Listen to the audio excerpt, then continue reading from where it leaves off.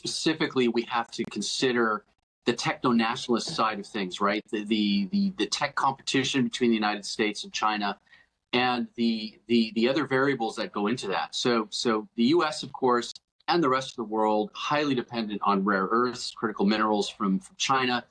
China has an insatiable appetite for chips, obviously, as China and the rest of the world go through this AI revolution, if you will. So I think there's quid pro quo here, right? And also I think another angle, looking at this again from a geopolitical and a techno-nationalist standpoint, to create a kind of dependency in China on U.S.-made chips, right, or U.S.-designed chips and American companies, means that perhaps, although I don't believe this is going to be the case, but I think there are those that would believe that this is going to prevent China from forging ahead with their own efforts to become self-sufficient. So clearly there's an acknowledgement that broad technological denial is not going to work in the long run. How much does China actually benefit from this, particularly when it comes to its burgeoning AI sector?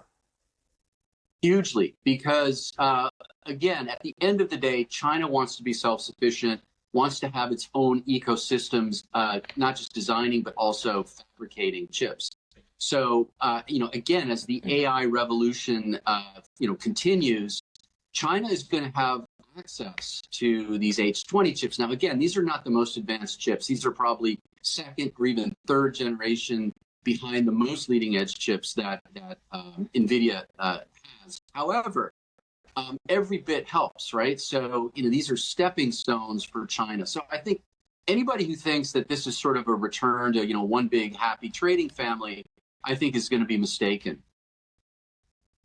Alex, how long would it take China to build that type of capacity? We have heard from Jensen Huang praising China's AI development. Is it just a matter of time before China does develop something that is either the equivalent or superior to what's on offer from the US?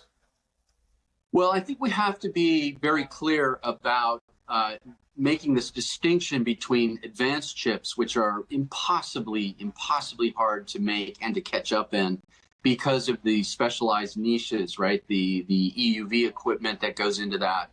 But I think for legacy chips, which are a very, very important and significant portion of the market, because legacy chips can be designed bespoke for very, very niche industries, autonomous vehicles, medical, communications, et cetera. And those are really, really lucrative big markets. So I think China is going to capture more and more of the legacy chip market. Now, they're still dependent on DUV, deep ultraviolet equipment, which is less sophisticated for the larger chips. They're still dependent on foreign technology to do that. So it's hard to say when they'll reach that point, but eventually they will. I think for the most advanced chips, though, the EUV type equipment and some of the metrology and etching tools made by companies like Applied Materials and Lam and KLA, et cetera, Tokyo Electron, obviously ASML. That's anybody's bet, right? But nonetheless, I think China is going to capture a much, much larger share very quickly of the legacy chip market.